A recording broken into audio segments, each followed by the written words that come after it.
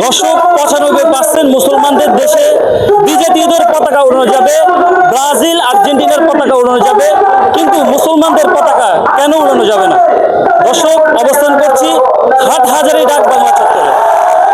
দর্শক, যাত্রাবাড়ি ফ্লাইওভার থেকে মুসলমানদের কালিমা খচিত পতাকা সরিয়ে ফেলার প্রতিবাদে কিন্তু আমরা দেখতে পাচ্ছি এখানে প্রতিবাদী সভা এবং বিক্ষোভ মিছিল অনুষ্ঠিত হচ্ছে। যারা গণতন্ত্রের মাধ্যমে সংবিধানে গিয়েছে, যারা গণতন্ত্রের মাধ্যমে বিরোধী দল হয়েছে, আপনারা তাদের পার্সোনাল বিধান পর্দা নিয়ে, ইসলামের বিধান পর্দা নিয়ে কেন আপনারা কথা তুলবেন?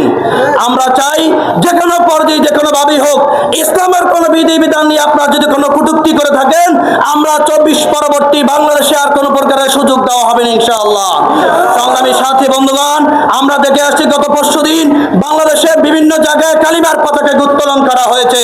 এটাকে কালিমার পতাকা বাংলাদেশে 95% মুসলিম হিসেবে তাদেরকে অধিকার রয়েছে, কিন্তু বাংলাদেশের 5% বিধর্মী হিসাবে বাংলাদেশের ভিতরে আর্জেন্টিনা ব্রাজিলের মতো পতাকা উঠবে প্রত্যেকটা ঘরে ঘরে, প্রত্যেকটা দেয়ালে দেয়ালে, প্রত্যেকটা রাস্তায় রাস্তায়, ব্রিজে ব্রিজে।